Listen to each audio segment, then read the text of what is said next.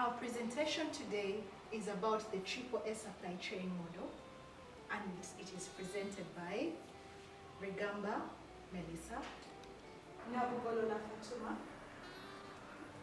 Lango Catherine Okemo, Batenga Priscilla and Birungi T. Sheillah. Our presentation is comprised of an introduction to the Triple A supply chain model. We talk about the concept of agility. We then talk about the concept of adaptability. We move on to alignment. Our case study is Standard Chartered Bank. We shall introduce Standard Chartered Bank. The Triple A supply chain model as used by Standard Chartered Bank. We are going to critique the model, and in conclusion, we are going to embrace the Triple A supply chain model. So, we say it is called the Triple A model. The Triple A model has 3 A's in it, and the first A is agility, the second A is adaptability, and the third A is alignment. So according to Lee Edge 2004, successful supply chains should be agile, adaptable, and aligned. This model emphasizes the importance of flexibility, responsiveness, and collaboration throughout the supply chain. So companies must be able to quickly respond to changing market conditions, consumer demands, and other factors that can impact their businesses. When this is done, companies can better anticipate and respond to these changes, which can help them stay competitive and profitable over the long term. My colleague Priscilla will take you through the concept of agility. Agility in the Triple A supply chain model. So Tim, when we look at that picture, we have 2 pictures on the slide. When you look at that picture, what comes into your mind? Sheillah, anything to say? My focus is on the picture with a gentleman who is running and he's not leaving his laptop behind.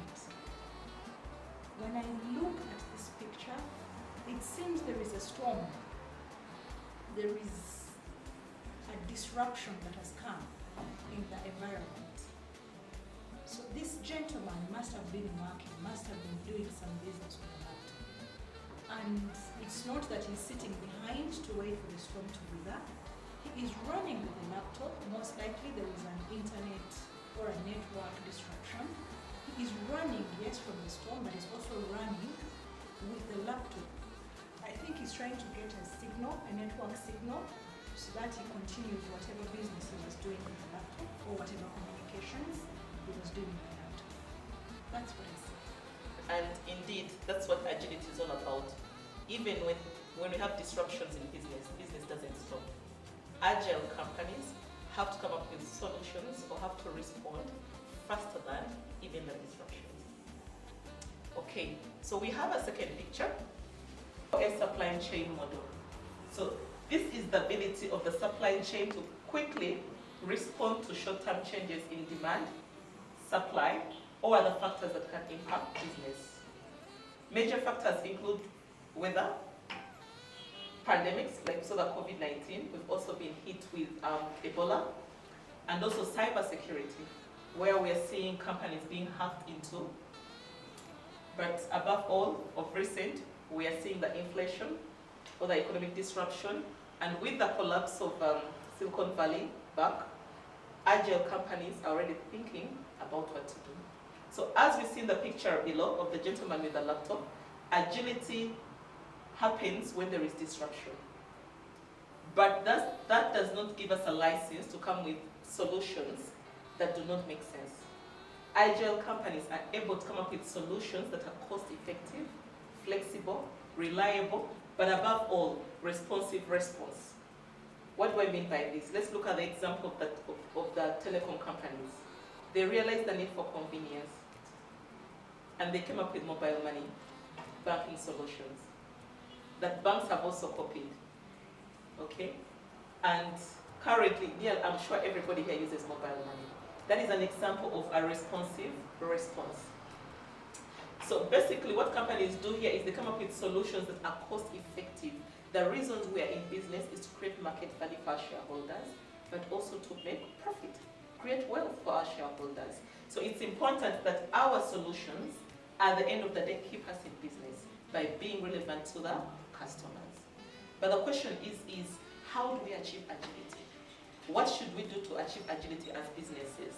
Number one, developing strong collaborative relationships with our suppliers. So we communicate with our suppliers, make sure they understand what we need. But above all, we need to have a dependable logistic partner. What do we mean by this?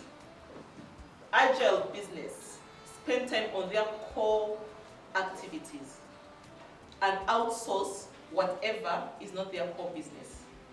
Still using the example of telecom, we see them outsourcing networks management to companies like Huawei and ATC, maintenance of those towers. Agile companies invest in technology and automation. This is the day and era of technology. So we are seeing companies invest in artificial intelligence, investing in blockchain technology, cloud banking, and embarking on the Internet of Things. Crisis management teams and contingency plans. So there is thorough risk management and assessment of the unseen to come up with relevant solutions. So we see companies today coming up with enterprise risk management teams, coming up with risk managers, coming up with BCP plans, business continuity plans, that in the event we have a lockdown, what are we going to do? In the event we have political insurgents, what are we going to do? In the event that the CEO's laptop is stolen, what are we going to do? In the event that we have hacking in the system, what are we going to do? Those are the questions that give solutions to agile companies. Above all, it's important to promote flow of information. You cannot work in silos. So as we see our pictures below, we are seeing a group that sits to come up with solutions that are relevant. So whatever solution has been designed, everybody has a role to play in the company, including our external suppliers. So it's important to remove any barrier to information flow and having the right buffer inventory. So in the event you are not able to supply, in the event you're not able to procure, do you have something to keep you in business? Or some of the questions that are asked by agile companies to be able to come up with responsive responses. Stability in the AAA supply chain. What do you understand from this picture? Kathy, could you please share? When I look at that picture, I see a lady there in front, and then I can also see some people behind her. Looks like she's chairing a meeting on Zoom. Okay. A strategy that was adopted by most institutions when COVID hit most of the countries. People went into Zoom meetings for business continuity. Okay. Thank you for sharing. Yes, this picture is one of the ways so many companies have adopted to the changes in the environment, in the countries and everything. So we are adopting to technology. We do not need to meet physically for us to have discussions. We can have discussions online. It can be Zoom, it can be the Google Meet, or any video calls. Now executives do not need to travel, or the expenses of the flights and the exhaustion of moving from countries to countries. Life has been simplified by technology. We can meet online and have all our discussions shared. So adaptability is all about adjusting to structure changes in the market demand or supply. It involves modification of supply network to company strategies, products and technologies. It is an adaptive supply chain, describes the strategies needed to make a supply chain dynamic, able to meet changes in the needs and the environment over time. While my colleague was explaining adaptability, describes the strategies needed to make a supply chain dynamic, able to meet changes in the needs and environment over time. Melisah, Yes, please. would I be right to say, from what you've discussed, that adaptability, unlike agility, a company is able to foresee the disaster that is coming up, and this is more like a long-term disaster. Therefore, it prepares long-term solutions Yes. to the problem. Yes, thank you, Sheila. Very well explained. So how do we achieve adaptability? We plan to achieve adaptability by developing and implementing digital technologies. We have to understand that the world where we are going is all technology now. So we look at cloud computing, AI, machine learning, and all that. We create flexible product designs. Thank you so much, Melisah, for taking us through the adaptability under the AAA supply chain. And thank you, Priscilla, for taking us through the agility. I'm here to take us through the concept of alignment. Let me start by asking you, when we look at these pictures, what comes into our mind? What impression do we get about these two pictures? Melisah? Thank you, Catherine. From these pictures, I see unity, I see trust, I see working together, I see partnership. I see different hands of different color. That means we are all working together to achieve a goal. The other picture, I see a group of men carrying another set of just two men. They're working together to achieve a goal. Yes, thank you. Thank you so much, Melisah. When we look at the concept of alignment, it is the coordination of all processes that lead to supply chain partners and stakeholders having a common goal, working towards the same objectives and acting in a coordinated manner. This is from Blue Castle. It requires building trust in the supply chain and across the organization. Now, when we look at this picture here, where four different races are holding hands, can our cosmate Sheillah explain to us anything to add on this picture here? When I look at that picture, what comes to my mind is coordination. All right. You see, they are holding on to each other with strength, meaning that Melisah talked about the coordination. You know, they have formed a pattern out of the holding of the hands. That is what I can see. Thank you, Sheillah, for that submission. As already discussed, our third point under alignment is demands behavioral change. This mainly requires a change in the mindset of all people that are involved in the supply chain. My colleague Priscilla, can you please add more on this point?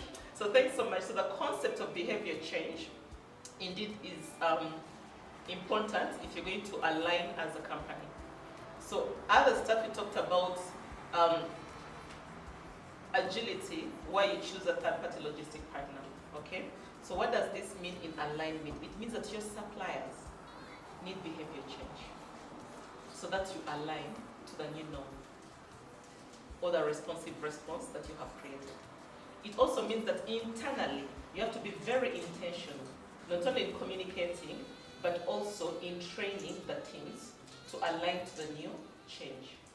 It also means that that as you're delivering your product to the last mile distribution network, you make sure that the suppliers involved in the taking of the goods to the last mile distribution network or in returning the goods back to the warehousing or wherever these things have to be returned have also been trained on their role in the new chain up to the end customer. Here, we shall all agree that everyone involved in the supply chain should have a common goal. And when you have a common goal, you will all put in effort to work towards achieving that goal. And then we also looked at ways in which we can achieve alignment. Our first point here is promote free exchange of information with vendors and customers. Anyone who wants to supplement on this? Yes, Fatuma? You see, from what Priscilla just discussed, we have agreed, or from your previous point, we have understood that alignment involves having everyone in the supply chain involved because you're all working towards the common goal. So when you promote free exchange of information with vendors and customers, then you are able to understand. First of all, you're going to communicate what your intention is, say as an organization. So the vendors who are going up to the last, say, person, you know if it is about something to do with how your product should reach the last person, you all understand that. So you exchange that information, you're going to communicate that strategy. The customers, the feedback from the customers, that exchange of information will then allow you to work towards achieving that goal. So I think the promotion of free exchange of information is to allow you to work towards the goal that you were looking forward to. Thank you so much, Fatuma. As she has explained, the main word here is common goal. And now we go to the second point, communicate company strategy from top to bottom. You can never achieve your goal if all the people who are involved in the supply chain do not understand what they are working for. So you need to make sure that they all understand so that you're able to achieve the goal. And then the other third point is encourage peer-to-peer collaboration instead of competition. There is what we call healthy competition in business. Yeah? Not a scenario where you look at your competitor as a bad person. But all the same, maybe anyone to supplement on this, encourage peer-to-peer collaboration. Since the main goal, since we are to work together, the supply chain is to work together to achieve a goal, and healthy competition is going to bring about division. As we were discussing the pictures at the beginning of discussion of alignment, we looked at an element of trust that is implied from the joining of hands. Okay? So unhealthy competition destroys trust. So when we encourage peer-to-peer collaboration, in one way or the other, we are encouraging free exchange of information. We are encouraging our supply chain to coordinate and work together so that we all achieve. Thank you so much. And then we go to jointly celebrate the wins as our fourth point. When you work together and you achieve, you all celebrate. Yes. And it's always a nice thing to celebrate together. And then the other point is collaborative planning processes. This still takes us back to what I had earlier on explained in this. Yes. Your partners, the rest of the people in the supply chain have to be part of the planning process, because if you leave them out, all the same you will still not be able to, and we win together. And if we don't, we lose together. Yes. This is what this equitable share costs, risks, and gains of improvement initiative is all about, because the whole thing about alignment is taking care of everybody who is involved. So if there are achievements, we share. If there are losses, there are risks, we all lose. Thank you so much. Team members, we've already heard about the AAA, supply chain as introduced by some of the team members. As a group, we decided to consider the banking sector. And specifically, we looked at it, Standard Chartered Bank Uganda, commonly known as StanChart, as our case study for this project. Please allow corporate clients, upscale retail customers, and medium to large business enterprises. As of June 2013, StanChart Uganda owned an estimated 16.2% of the total bank assets in the country. StanChart Uganda is a wholly owned subsidiary of the Standard Chartered Bank Group, an international financial services headquartered in London, based in the UK. This information is all from Wikipedia. Okay, thank you so much, Catherine. So now we are going to look at how Standard Chartered Bank, Uganda and Group at large have adopted the agility model and applied it. Agility as used by Standard Chartered Bank. Here we are looking at when COVID-19 struck, how was Standard Chartered Bank able to remain in business? Number one, working from home was adopted. Internet was made accessible to the employees during the work from home COVID-19 pandemic. There were contingency plans in place, which at the end of the day saw saving of costs, operational costs, especially when it comes to renting of the different branches, human capital that was in the different branches. So in order to continue business after the new norm, the bank chose to close most of the outlets. Now we have more of the ATM facilities and less of the walk-in service centers. Employees had to work in shifts and were transported by the bank to avoid the spread of the pandemic. There were installation of community protective equipment like sanitizers and thermometers, but also personal protective equipment like gloves, disposable gloves were given to the employees, and face masks during the COVID-19. So at the end of the day, they had Teams convergence, blockchain, cloud banking, and Internet of Things. You realize at the comfort of your home, you are able to open a digital life account. At the comfort of your home, you are able to send or transfer your money in and out of Uganda. So by the time COVID struck, they were ready with these solutions. But it's not only COVID-19 where we see Standard Chartered Bank being ready. Let's look at disruptions like weather. Right from Group to Uganda, you realize that they have invested in what we call sustainable financing, which today is an ask by most shareholders. So they have gone ahead to come up with roles, responsibilities, JDs, and people in place in roles like Chief Sustainable Officer.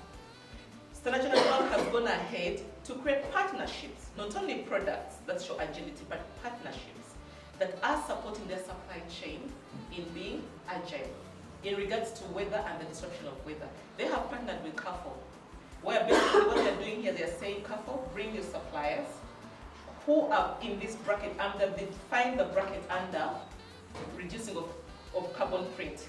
So a supplier that supplies to CAFO, but probably uses electric vehicles, or probably is using energy efficient methods.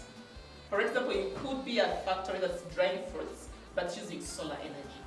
So those suppliers are shared to Standard Chartered Bank by CAFO, and they're easily given finances. So now the bank can easily report on reduction of carbon print. So they're very intentional in who they are giving their loans and how it brings about sustainable financing. With the disruption. We have to agree that the bank did not only respond to COVID-19, but it was ready for other disruption like weather and cyber security. For example, we see Standard Chartered Bank going into sustainable financing because of the change of weather and climatic change. Let's agree that the talk and the norm these days is about sustainable financing, sustainable practices, sustainable activities in regards to weather. So what group has done is to go ahead and make partnerships with other companies that believe in sustainable financing. So what have they done? For example, they have partnered with Carrefour. Well, they look at Carrefour suppliers who are using efficient energy means, who are reducing the carbon print, also gone ahead to create roles and responsibilities that reflect their commitment to sustainable financing. So the environmental sustainability and good governance KPIs and objectives are very clear, with roles and responsibilities in place. Roles like Chief Environmental and Sustainability Officer, Assistant Environmental and Sustainability Officer, Chief Sustainability Officer. So that is all as part of responding to changes like weather.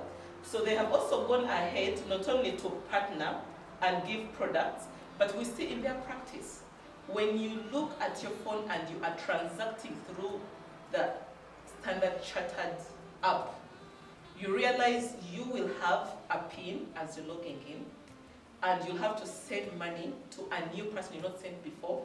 Still, you'll have to put in a PIN. That is all part of response to cyber security. So the authentication method is not only one, but 2 or 3 layers to ensure that you are covered and your money is kept safe because of the threat of cyber security. We are going to look at adaptability as used by StanChart. If you remember in the previous list of all forecasting, disruptions, and making long-term responses to these disruptions, because the disruptions themselves are also long-term. When we look at StanChart or Standard Chartered Bank, it was the first bank in Uganda to introduce Visa cards, which enabled clients to transact through any ATM and from any jurisdiction. At this point in time, we are not looking at the short-term disruption of COVID, but we are looking at the fact that StanChart was years before, able to forecast that there is what? That there is digital money. Yes. We are looking at the fact that StanChart was able to forecast before that there was a need for digital money. We have businessmen and women traveling out of Uganda, going to China to buy goods. They used to move with large sums of money, but with the introduction of Visa cards that operate in any Visa machine internationally, StanChart saved the businessmen the risks of carrying large sums of money. So StanChart also introduced internet banking to optimize location of suppliers and would-be branch. 2 located in Kampala. One is at Speak Road and the other one is at Forest Mall. What has StanChart done? It has encouraged, even before the pandemic aside, StanChart introduced internet banking. The gentleman on the phone is an example of the internet banking I am talking about. All transactions are carried out on one's mobile phone. So long as you download and install the StanChart app, you can deposit money in your account, you can withdraw money on your account. So it saw the needs of the customers. Customers no longer wanted to move to the banking hall because movement, first of all, is a waste of time in itself. So it came up with an app that would enable their customers, access the banking services from any location possible, so long as internet is available. And then there would be service channels were cut because of the mobile banking. StanChart has now opted for the use of ATMs and satellite offices. One is located at Capital Shoppers in Mutinda, and the ATMs are located countrywide. This has enabled StanChart cut and save on several operational costs, such as rent, electricity bills, water bills, and by closing the several branches, it has widened the product portfolio to include salary loans, Safari Junior accounts, and digital accounts. When StanChart had just come into the market, it didn't have, for example, the salary loans product. Lending in StanChart was restricted to basically mortgages. But as time went on and with monitoring the markets and the demands of the customers, they had to come up with a product of salary loans. They have now opened up accounts for the young ones, which are the Safari Junior accounts, and they have taken it a step further by starting up the digital accounts, whereby someone doesn't need to go to the bank to transact. I personally hold a digital account with StanChart Bank, but I can tell you that I take years without going to the bank, because all the transactions that I need to make, whether they're international transfers, local transfers, payment of school fees, payment of bills, it is all done on my mobile app. It has fully adopted the idea of online meetings to date. Whereas this could have started as a result or as a response to the pandemic, it has gone on to date. Sometimes board meetings are held online, management meetings are held online. Then as a result of the COVID-19 workstations, so this affected many's mental health. As a result, an effect of the COVID-19 pandemic, some of the employees of StanChart died. Others lost their close relatives. They lost their loved ones. People they used to share their workstations with died. This definitely affected the health of the staff members. But StanChart came up with a counseling program to help these people who have been affected, or people who are going through depression for one reason or the other, to cope, to become resilient and move on with life. So that is what point number 9 talks about. They have adopted the issue of the method of counseling, not for the short term, but for the long term, because the effects of poor mental health are a long-term effect.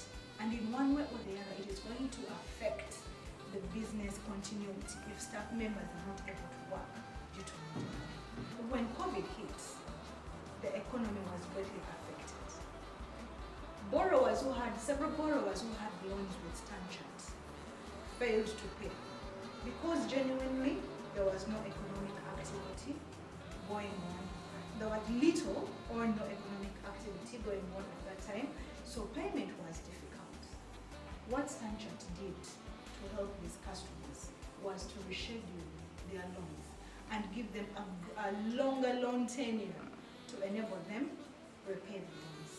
They also reduced interest on their loans because borrowing was difficult. People did not have the economic muscle to borrow.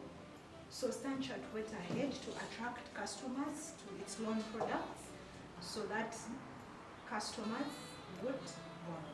Thank you, Sheillah, for the discussion. Colleagues, we've been looking at how our case study, StanChart Bank, has adapted. First, we started with agility and then adaptability. So my presentation is basically showing you how the organization has embraced the concept of alignment in its supply chain. Remember, we said alignment is where you manage the entire processes. You coordinate the entire process of the supply chain so that you achieve a common goal. So how has StanChart, our case study, been able to do this? When you're looking at alignment, remember we said it is both within the organization, ensuring that every person, every department, right from the CEO to the last person, is aligned to the strategy of the business. But also we are looking at how you're controlling, you're embracing, you're coordinating with all other players in the supply chain. So when you look at our presentation, we are looking at other stakeholders in our business, the business of StanChart. The stakeholders involve Bank of Uganda, other financial institutions, insurance companies, other parties that are not necessarily financial institutions, not necessarily banks, but in one way or another, they are players in the supply chain of Standard Chartered. These include UMEME, we have National Water and Storage Corporation, we have bank agents, telecom companies like MTN, Airtel, hospitality businesses, among others. So, how has Standard Chartered done this?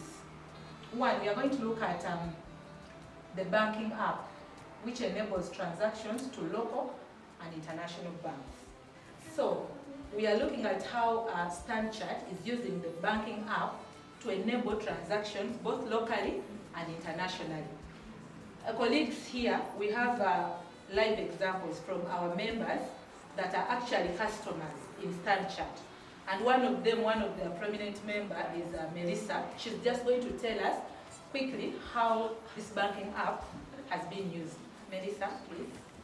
Thank you, Fatuma. Using my banking app, I get to transact, I get to wire money directly from my account to any other account, be it my other accounts in other banks, Stanbic, Centenary, any other bank, or even to make any payments. I can do that all on the banking app because then I can wire money to MTN, I can wire money to National Water if I have a bill to pay. I can do all these on my banking app. I do not need to withdraw money at the ATM. I do not need to do everything is done online using our banking app and mobile banking. Thank you. Thank you, Melisah. First-hand information from a customer. So you realize that we are looking at alignment, where we are saying the entire supply chain, the processes, you coordinate to ensure that your common goal, that you're all working towards achieving that common goal, ensuring that you're making profits, because that is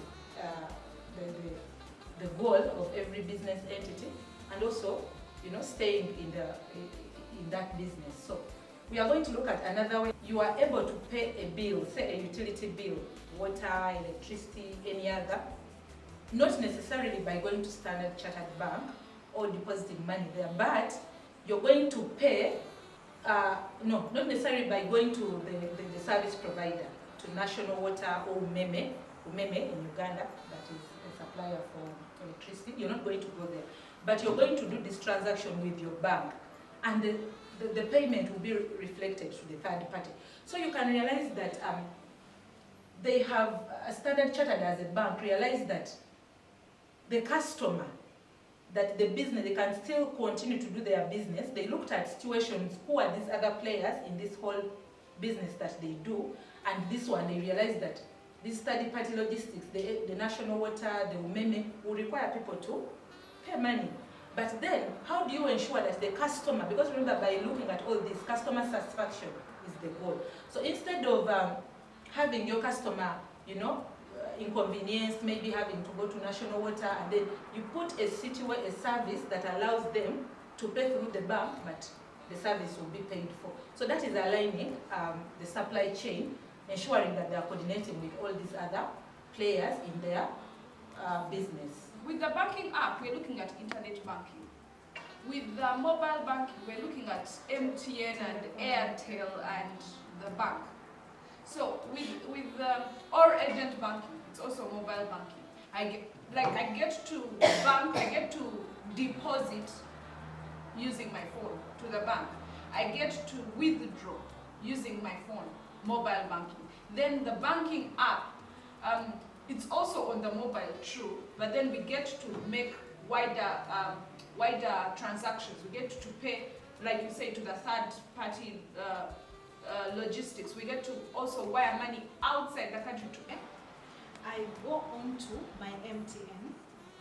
I initiate the USSD, is it the USSD code? *1, let's say MTN *165, and then I Standard Chartered from my MTN line. Okay, so that is yes. I can also withdraw money from my account using my MTN line. So that's how. So basically, mobile banking, they partnered with mobile accounts. So basically, it's not their app; it's under an app. Yes, so mobile they banking. went a step ahead also with their own app where they have control and their own service. Yes. So we are looking at other methods that have been adopted by StanChart. We have the issue of using Visa cards. Melisah had discussed this, but I want to show you that by having Visa cards, it is one way of how they ensured that the entire supply chain is they have aligned the processes involved in the entire supply chain, because a customer of StanChart is able to use their Visa card to go and say do a transaction in another bank that is not StanChart. Say a withdraw in Stanbic or any other bank that has the Visa machine. So this one, because remember we are looking at customer satisfaction, we are looking at situations where we are having a smooth, flow in the supply chain. So because you will not be limited in your transaction just because you cannot access a StanChart bank or branch, you are able to do this in any other bank. Recently, I was able to use my StanChart Visa card to withdraw money from another bank's ATM.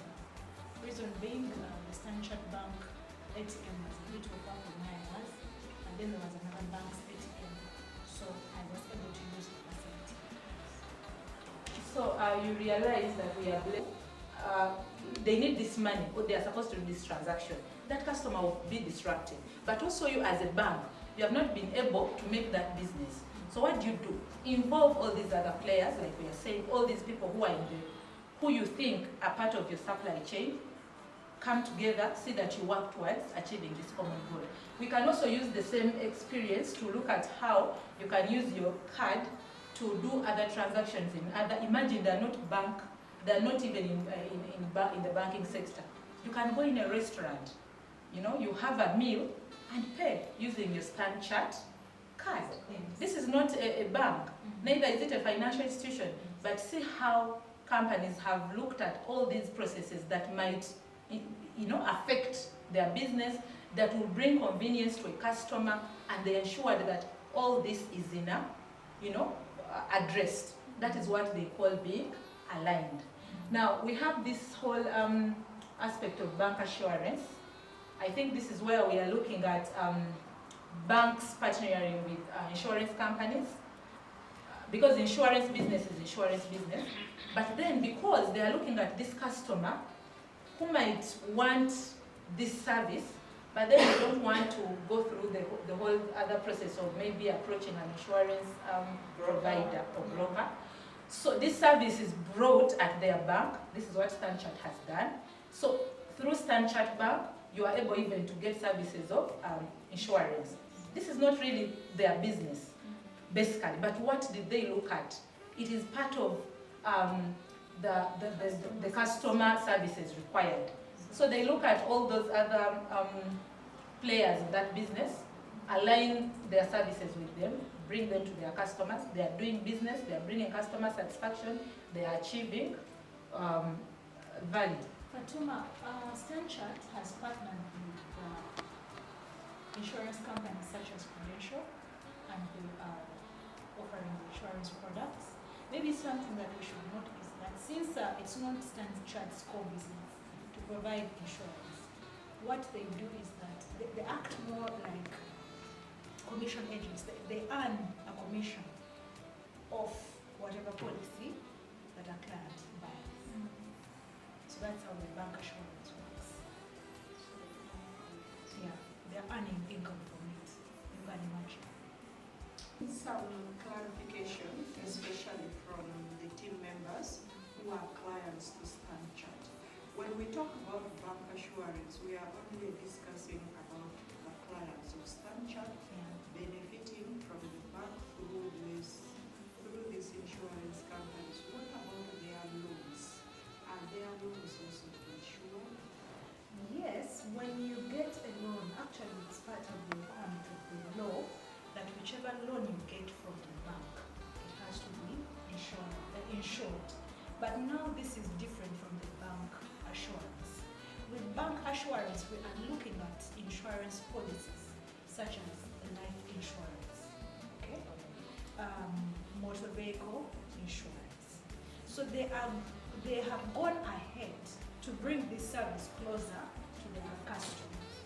They are now issuing these services on behalf of their partners. For example, in the picture, when I look at that picture, that must have been the day they launched the partnership. Down, yes, down on the left. It must have been the day they launched their partnership with Prudential Insurance. So they go ahead and give out the insurance policies as commissions, and they issue the policies and then earn a commission on the policy issue. Okay. So at the end of the day, it's not only the bank that is benefiting, the customers benefiting, but also the bank is benefiting. Thank you for the insightful discussion. We are looking at the aspect of agent banking. We realize that most banks have now embraced this, but we'll keep our discussion with StanChart. What is the purpose of doing this agent banking? You're bringing services closer to your clients. You know, you do not need to go to a banking hall, you know, and queue up. These banking agents have a spread almost closer to most of, our homes or where we work from. So this is like players in this whole supply chain. They have been brought into like the business. They realized where the delays probably were. People were lining up in the banks. They were taking a lot of time, productive time. So what did the bank do? Look out for agents, have agents everywhere. These agents, you go to them, the transaction is instant, you are served as a customer, you're satisfied, but the bank is in business. It has remained. Otherwise, probably they would have lost you maybe to some other. So that is what alignment is. And when you look at all these pictures that we have here, they're just showing you the different ways this bank has been able to embrace alignment. This must be a POS machine. Probably someone has paid for a bill, and this is all they had to do. We explained this partnering with other insurance companies. There are so many other there. The other one is an agent banker. So clearly, that is how alignment is. Because we are going to understand that you need to manage and ensure that the entire supply chain process is well coordinated and you're all aligned to this common goal. You see that the man at the bottom here we have that and is doing that. He did not have to go to the provider. They did that just through their mobile app, bank app. So that is all alignment. Thank you, Fatuma, for your presentation. We're going to now critique our triple A supply chain. It is not all good with the triple A supply chain. There are, as much as there are pros, there are also cons. Now we're going to look at the cyber security. Of course, as much as banks are doing everything they can do, as much as StanChart is doing everything in its ability to make sure that its clients are safe, we have cases where people have been hacked. Thank you. We look at digital fraud. There is actually a picture here on the slide. We look at the guy with a hood. That is a fraudster, and he has an ATM and a computer. He is trying to hack into someone's account and try to steal their funds or misuse their funds. So as much as we are getting out of the physical touch, we have risks like those. We have loss of jobs in the company. Unfortunately, because of these developments in technology, very many people have lost their jobs because computers are faster, it's swift, it is easier. So employers opt for something that is faster. And I mean, computers are not paid, people are paid. So if they are looking at a cheaper option, they're going to look at technologies, and then people lose their jobs. That's why we have a cartoon right there with a man frustrated. The cartoon in yellow, he has probably lost his job. Then we look at the initial heavy costs involved. As much as these new designs are developed for a swift supply chain, it is costly. It is costly to employ those heavy technologies. It is not a cheap investment. We look at this cartoon right here. We look at a balloon that shows profit, but we also look at a weighing scale or something that is heavy, and it is the investment. He considers, yes, the profit is good, the profit is nice, but it is quite costly on him in the beginning. In the long run, maybe he might catch up, but in the beginning, it is a heavy, heavy investment. We look at inefficiencies in the vendors and the parties involved. I mean, we have gone to agent bankers that have claimed they don't have network, and then we've been frustrated. We have ourselves have had internet connection issues with maybe MTN, with Airtel, while trying to transact. Have closed. So you find that Salesforce of the world which are giving applications, they also have to lay off workers because no one is using their solutions anymore. So that would be my submission against the principle of the supply chain. Okay, colleagues, we come to the end of our discussion today of the AAA supply chain. Like you recall, we have been looking at all the A's in our supply chain. We are concluding by emphasizing that embracing the AAA supply chain model is something that companies should, managers should actually adopt. But creating capabilities in all the 3 A's requires proper training, the right product design, a cultural overhaul, investment in technology, heavy investment in technology, and providing incentive schemes with supply chain partners. This approach enables companies to stay competitive and profitable in today's rapidly changing business environment. This will enable businesses to position themselves for success and build a more sustainable business model that is better equipped to thrive in a rapidly evolving marketplace. To sum it up, colleagues, we have just said that the AAA model concept, like we have looked at it, is a good business model to be adopted by managers, because we have discussed the benefits.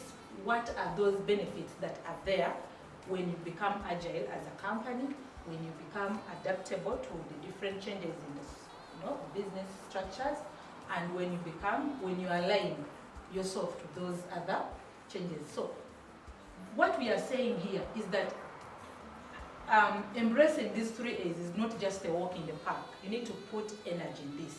You are going to require to train your people, and training people may not necessarily just be within your organization.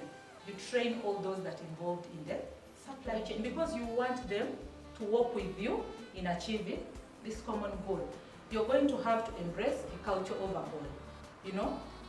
People do not have to always get static in doing things the way they want. People have to embrace new things, new technologies, new everything.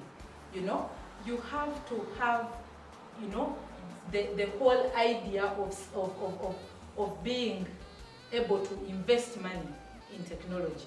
Because if you do not do this, you'll not be able to, for instance, be agile. So we are all saying that at the end of the day, as companies, embracing AAA is very, very beneficial, but there is a lot that you have to do if you are to achieve that.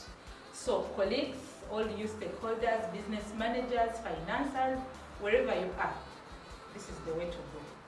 We need to look at the whole thing of, we are supposed to make money as businesses. We have to make money for our shareholders. We have to, as managers, the goal is to remain competitive while we make prepared. So what are we saying? As business managers, you have to create skills to equip yourself or your managers with skills that make you to be in position to sense, to forecast certain things, for you to be in position to give responses to give sensible sense or responsive response. I mean, the old adage that says that opportunities will come to the people who are ready. You must have, it doesn't just happen out of the blue. You must prepare. You must be on the alert. Thank you so much. I hope you have enjoyed this discussion and that there is great value that you will benefit from this discussion.